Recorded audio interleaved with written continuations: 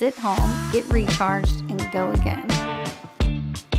We didn't have a website until right before the pandemic, which is crazy. And this is very explicit, so stop me if I need to. Okay, let's go R-rated. Well, yeah, this is R-rated for sure. Mean Girls never win. Mean Girls never win. win. Yes. I remember that song. If you drink, don't drive. Do the watermelon crawl.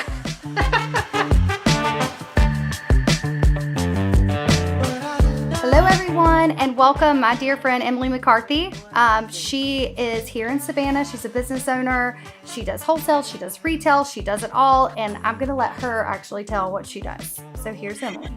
Thank you so much for having me. What a great idea for you to do this podcast, and I'm so excited about it. I was honored that you asked me. I love podcasts, and I've only done a couple, so the fact that you're just a close friend made it even more fun. But yeah, so I started my business many years ago. I started online, then to follow a brick and mortar store, which is sometimes the opposite. So that's been a really fun journey. We've really navigated through the social media changes over the years and really transformed our prints. We started in entertaining and stationery, and now we have navigated the clothing world. And now our clothing line is really a huge part of our business. And we have our own store that represents our brand. And then we also, we have about 400 stores that we distribute to and that represent our brand all over the country. So Every time I'm at your store, I am so jealous because you have that crazy warehouse behind it. I feel like we're busting at the seams, and you have to we're like in 5 different areas on the same property. So it's like in one door, outdoor. It's like we're all over the place, and we're not under one roof, which would be nice. But I feel like we just keep outgrowing the spaces. You know, it started in my house, and then we were at Cohen's Retreat, and then we took over another little unit there, and then we moved here, and then we expanded the store, and now we need a bigger warehouse. So it all Savannah's tough. Like, I don't know if people, because we do have listeners that are not in Savannah, but even some Savannahans that aren't, don't have a brick and mortar or need a brick and mortar or need that kind of, it's hard to find the space. We have more people here than we have real estate. There's not enough commercial real estate. Yeah. And I feel like in our case, we're trying to capture the retail and be convenient for all of our customers, but then also have our office and our warehouse. And for me personally, I really want to keep all of that together so I can be as involved as possible. But you really are great at retail. I can't go in there without wanting to spend money. I mentioned earlier to you, but I'll mention it now for the listeners. I'm wearing all Emily McCarthy. I'm wearing the shoes, the jacket, and the cute sweatshirt. And I thought this was very appropriate because we are close to Valentine's Day. And how cute is this? So she picks out bricks. Not only do you pick out great stuff, you design great stuff. So the store is very, it's hard not to walk in there and want everything. It's fun. And, we have our line, but we also love to carry other designers because I appreciate what they do from designer to designer. And Jamie is my friend. She designs all the Queen of Sparkle, which I know you love. And she's just such a colorful, fun person. She really matches her brand. Yeah. Quite perfect. I've yet to meet her. Yeah, she's fun. You started in 2009? When did Emily McCarthy birth, the brand birth? So I actually started the business in 2009. I did a lot of freelance, personalized design work. And then in 2012 is when the online store, that's really where the retail presence started. And we started the website, and then fast forward 2016 is when we opened the doors to the store. So it's been a while. And if you're ever in Savannah, it's on Abercorn Street, and it's so cute. You can't miss it. You could tell she's a graphic design. She really is so good at it, down to the signage of her store, the design of the window. And then you walk in and it all goes together, but it's colorful. And I love how colorful it all is. And your mom helped. So did your mom start, like, when did your mom start helping? Has she helped from day one? Because I see your mom, many times when I'm in there. She started helping. She retired and moved to Savannah when Lillian, my daughter, was born.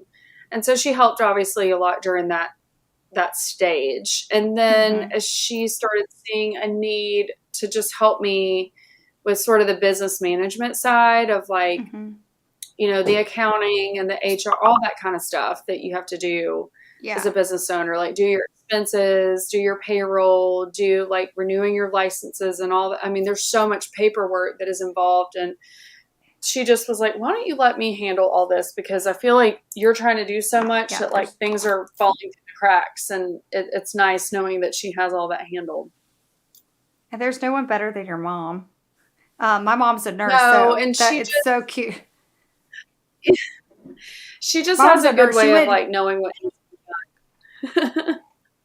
And then on top of it, speaking of yes, and she obviously has your best interest at heart. That's like the best human to do it. That's the best person, your mom. But it's talking about family. Family is your business. If you go to Emily McCarthy, your Instagram, and it's very family oriented. Your children are beautiful. Your husband and you complement each other. I mean, they're all redheads, which everyone knows I love because my sister's a redhead. So they're all like red hair, blue eyes. I love how you bring your family into the brand. And what made you want to do, like what made you just include them in the branding? Because I think it's genius and it's so warm, it makes you feel warm and fuzzy and get to know you better because, being a mom is your biggest job. Yeah, I mean, I can't imagine not doing that. Like for me, that's just the natural thing to do. It's funny because Instagram now like drives so much of our business. But when Instagram first started, Rhett was born and someone just told me to download this app that you could like edit your photo, like make them black and white and add filters. And I just started posting photos of Rhett, and I thought that it was just like for my own, sharing to like our family. And then I realized that like people started following and I'm like, what is going on? Like Instagram was brand new. Yeah. And so that's really what started. It's really what started the following was just documenting my life as a mom and business owner. And I would start like posting projects I was doing or things around the house. And it just grew organically. And now fast forward, like I don't want to be doing that. Like the influencer route is very hard and very challenging. And I like could not do that, but it's exhausting. So really yeah, like our family's been involved from the beginning. And like Lillian has her own pieces in the collection that she's named after. She even has input on the little dresses that we do. Rhett now has a top that's a part of the summer collection, and Lily loves getting to model for like all the like, website images and stuff. So we're working on ways to have them like develop some prints, like maybe doing some drawings or some sketches or some paintings, and like figuring out ways to like take something they create and like transform it into like a really cool print, and that be, special to have. Such a good idea. That's so special. Yeah. And I think, one of the reasons I want to do this podcast, because I want to put like a personality behind the brand, and Gavin's gone off to college now. So, and I'm just like the single woman working her tail off. But I think doing something like this would it's my strategic way of getting to let people know about me and who I am and what I have going on, and then hopefully organically pull them over to the brand and then show interest whether they want to start a spray tan business or the lotions or the at-home products. But so that's exactly what you're doing on Instagram, and you do it well. But I agree with you. It's hard. It's hard to keep up with the algorithms and the when to go live and the reels and the dances. Like we definitely struggle with this. It used to be where we would post an image of like, say, a cute ice bucket that we got in, and like we would sell dozens of them. And now it's just not that case anymore. I mean, it could take 3 days for someone to see that image, and it's more of a tiered effect. And then a lot of people, I just don't even think see it. It's unfortunately become more of a money game, I think, for gotta pay to play. Yeah, and it's sad because I love the original a lot better. I just think it was more authentic. So now, like, our marketing has really changed. Really trying to focus on the email, going back to emails, because I think that's something that you have full control over. You deal with spam and those kinds of things, but it's truly the only platform that you have full control over. What we were talking about is Instagram, and I wanted to keep talking about this because the point of this podcast is to have other business. I have 160 spray tan partners. I want to inspire them and really, like, I guess it's not even just inspiring. It's like just kind of cheer them on, kind of like as a coaching, that they're not any different, that we're all going through the same algorithm. Like, we met during COVID and we had a group of women because we're all like exhausted with Instagram and with everything. And we're trying to come together to come up with creative ideas. And like, you still have to post every day, but you have to pivot when you see that the algorithm or the system with the structure or whatever with Instagram is changing. Like, you still, I kind of get onto them sometimes because I'm like, you still have to post every day. Like, Instagram is almost like a review. Like, somebody's still going to wander on there and look at your page. They just don't interact as much anymore. If they see you haven't posted in weeks, they're going to think, like, are they still in business, or like, what's going on? Like, you have to stay relevant. It's a snapshot of your business and your brand, and you've got to keep it updated. Yeah, and otherwise, you're gone. And as frustrating as it is, there is technology to keep it going. And, you have a great staff that does a really good job. But I think what's happening, and, tell me if you agree, like, I think that there's just so much between like TikTok and then the reels, and then you have your highlights, and then you have your stories, and then you have to DM your customers, then you have to post. And I think people are just less interactive with the post because it's like there's a lot for them to do.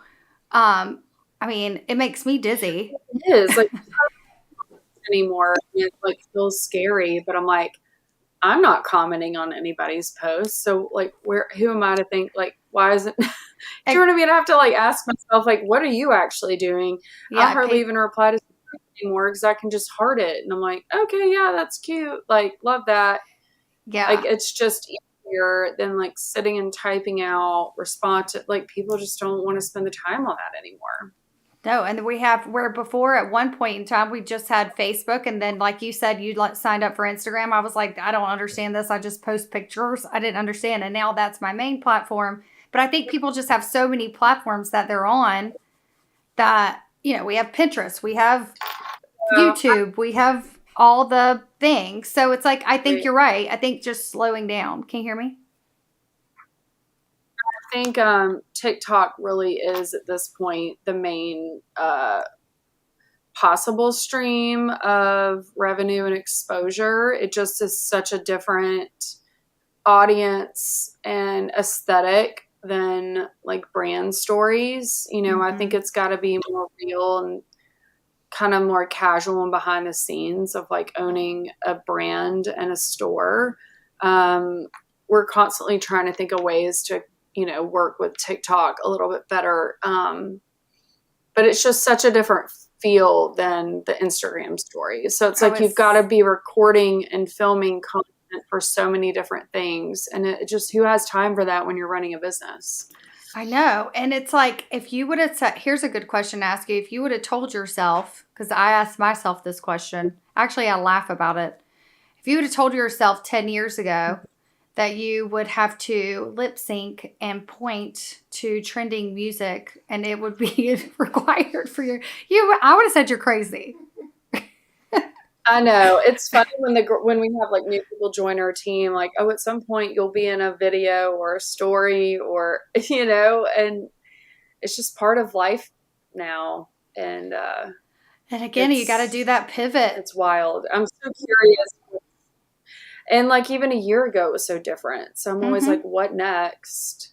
Great. And and they keep trying to make new platforms. We can't keep up with another thing. Like no, and it's almost like each platform needs its own per full-time person. It's like, who can afford that? And are you really getting that big of an ROI?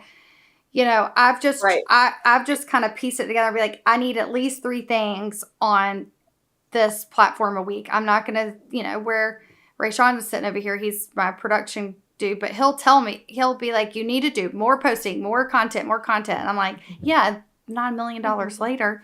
You say that because it's expensive to get someone to run all these platforms. Our thing is like time. Like we are busy helping customers, and we're busy making design decisions, and we're on Zoom calls with our production team, and like no one really has time to like film and make content. Like we're busy. Nikki, who does all of our social media, she's like, do you have time to film? And I'm like, maybe. She usually makes it quick and painless. So that's good. But it's hard all the time. Mine's Mary, and she usually just like shows up with like a phone in my face while I'm doing it. I'm like, okay, cool. But yeah, you're right. It's hard. It's hard. Yeah. And then you still have to do, Beet 10 also went back to more email marketing.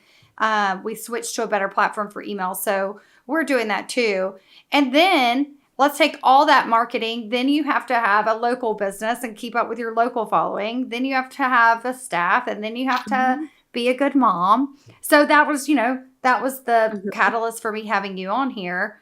Like that's exactly the reason because you have grown this massive, wonderful brand. I do understand the roller coaster of the algorithms of all the platforms that you're on, but I mean, I think you are a good representation of just keep on keeping on, because you've gone through many changes since, especially since 2009, but just like you said, in the last year. And I'm not one, and I know you're not one to throw our hands up. Yeah. And I think I read a quote the other day. It was actually posted at a conference, and I was like, that just seems so disconnected. And it said, when you start a business, you have to know where it ends. And I thought, that's not this. I mean, I get what they're saying about like having your end goal and your purpose carved out, but like, I think businesses have to change so much. You have to listen to your customers. You have to evolve. You have to go with, the fine line of like trends and classic and who your customers are. And I mean, our business has evolved tremendously. And I do think we experienced a little bit of brand confusion from that. But when you look at what we're doing now, it's like tenfold what we used to do. And I'm like, thank God I listened to customers who were like, you should put prints on dresses. And I'm like, okay, we're a stationery line. And then we also have clothes. And it's like, we've had to kind of deal with that. But I can't imagine like limiting myself to like, nope, we only do this, and like never expanding into where we are now. I mean, we would not be going the places that we're going, especially this year, without us being willing to just roll with the momentum and change and evolve and listen. I mean, we listen to our customers so much, and knowing what they love and them giving feedback, and it's really important. Yeah, I have that same motto. My customers kind of call the shots as well. And they're usually right, because they're my customer. That's who's supporting the business. They drive your whole business. When we get feedback, I'm like, okay, if you hear something once, like you kind of just put it in the bank. And then once you start hearing the same feedback, even with like regarding the fit of a dress, when we have 4 or 5 customers say something, I'm like, okay, let's really like look at this, because especially in clothing, things fit people differently. People have their opinions about what they like, and you have to like dig through all of it to like find common elements to say, okay, we've now had quite a few people say that they feel like it's a little tight in the chest and they're having to size up. So let's add a little bit of room in the top. We don't want our customers having to size up. We'd rather them having to size down. So it's important to listen to your customers. I mean, without them, you wouldn't have a business. You're right. And I, have the beauty business and have that home self tanners, but it's the same thing for years here and there. Some clients that use the lotion a lot were telling me they can't squeeze it out once it gets to the bottom. So now we have the pumps, but it took me a little while. And then finally I pulled the trigger because it is changing everything. New photography. I don't know how you keep up with apparel and chain and seasonal, because I about fainted when I switched when I redid the labels and switched to pumps. So, that's a lot of work. I don't think people realize the work that goes into every single product. It's a lot of work. I love the idea of the pump, though. I mean, I see what you're saying. Now that you say that, I'm like, I do kind of got to give it a little, And some of my more mature customers, deal with arthritis. We at Beet we appeal to all ages, but we really appeal to a mature crowd because of the clean ingredients, and they're caring about they have skin cancer, stress, and worries, and age spots. So that was who we listened to. That's who we listened to. We had to listen to them about the pump because what was I supposed to say? Like, sorry, you lose. Like, sorry, you can't squeeze it. So we finally switched to the pump, and it's I have to admit, I like it better myself too. So listening to your customer is so important. We have all these women, like really this podcast is geared towards women. And when I look at the downloads and all of the response, it's all women that are watching and listening. You're my third episode. Yeah, my third episode. I've lost count for a minute, which is good because 3's a lucky number. But if you could give anyone, first of all, I like to tell funny stories. We did some with Emily McCarthy and Liz, and I've also had your dear friend Elizabeth on here. If you could say anything funny, like something funny that is just you end up telling over and over and over that's happened since you started this business. Is there anything that comes to mind that, just makes you laugh? It was like some kind of lesson learned in business that's that's laughable. I know I have like a million. I think it's our constant fight with clothing racks. Like there have just been, there's one story.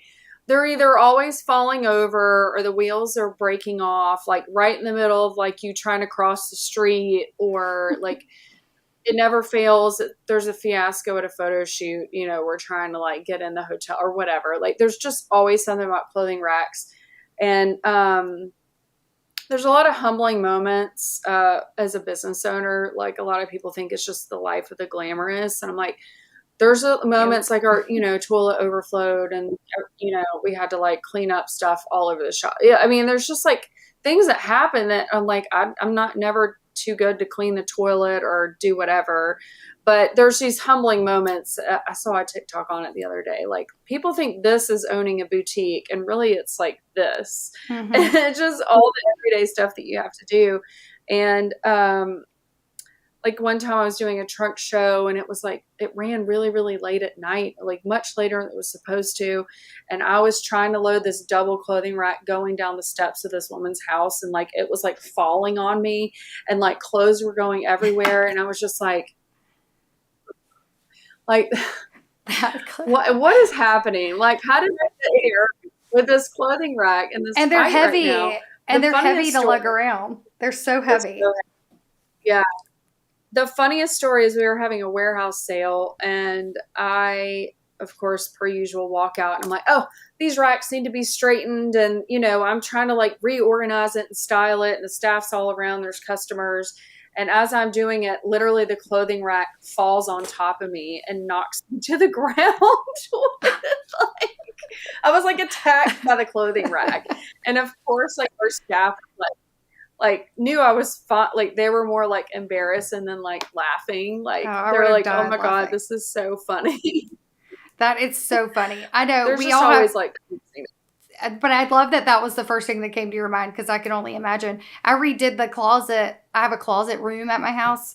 And I've 2 times that they felt, just by moving stuff around, the clothing rack I have at home fell over. I put too many clothes on one side. So I can't even imagine doing it on a regular basis. And I've being in the same building as other boutiques, I've seen their struggle. So I know exactly what you're talking about firsthand. I see it all the time.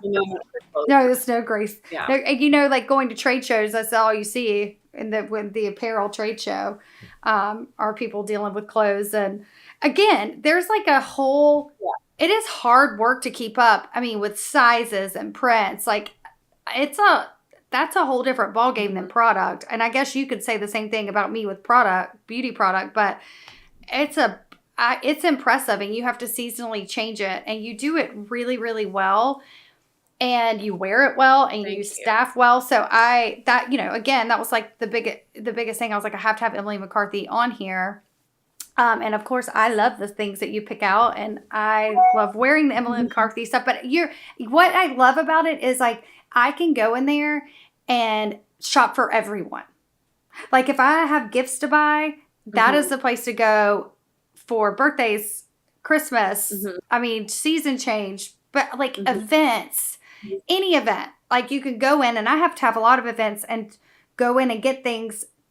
Me having a store and having a business when I do pop-ups, and you best bet you can go in there and get something. You can get something with your initials on it, or something that matches and resonates with matches what event that you're trying to do.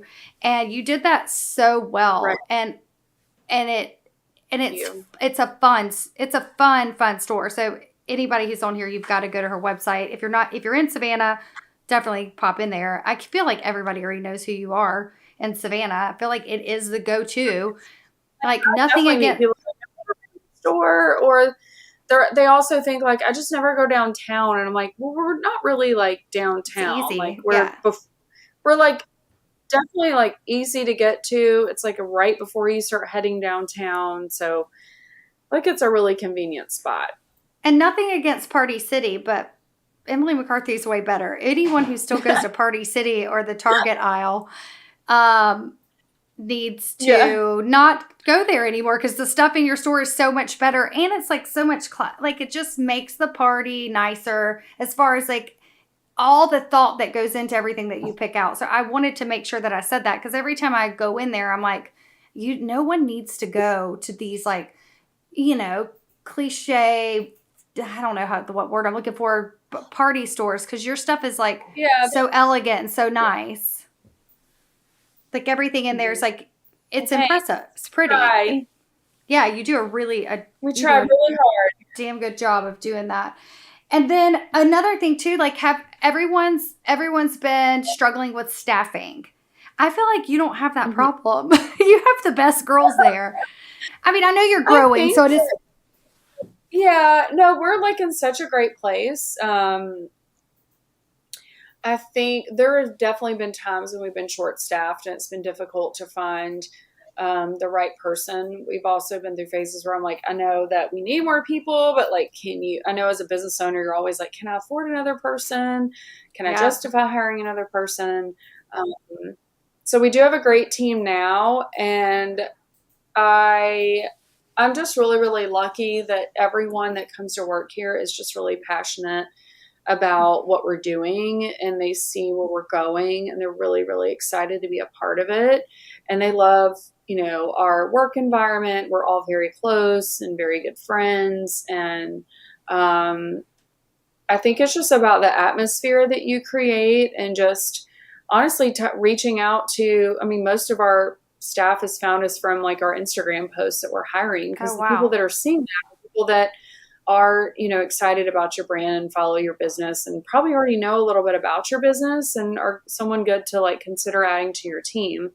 That way it's not somebody who like doesn't know anything, and at least has brand awareness. I think you could see that for sure with the creatively with the prints and the brands and the clothes and that's how you do all these seasons, and you flow, and you do it so beautifully, because you really have a great you're a great mentor, but then you have your team, and you can see that. It's fun. It's fun. I know I'm like tooting your horn like crazy, but it's fun to go in there and see, because I get to go upstairs and spray tan everybody, and I'll see clothes on the rack, the stuff that's not downstairs yet. I don't know. It's all very exciting. And you could tell that you could see, you can see one of your staff over there with like the different fabrics. And then I'll go in next time and then that fabric's on a dress hanging up or on. So that part is really cool just as someone who kind of gets a glimpse of like the magic that goes on at Emily McCarthy. It's fun to see because I see it's a lot. Yeah, and I think it's not very many places that you can start with an actual like drawing and see it later transform into fabric and then a dress, and to see it photographed and to see it on the floor selling and customers trying on. It's a full year process to watch the full cycle. And it's crazy. We get shipments in, it's so exciting because we know that everyone's about to see what we've been working on for months. It's very cool. I'm like happy that we can provide that experience to so many of our staffing, and especially the creative side that, anybody wanting to get into fashion has access to see like be involved with every single facet of that journey, which is, I think, pretty rare. We're still at the size that's possible.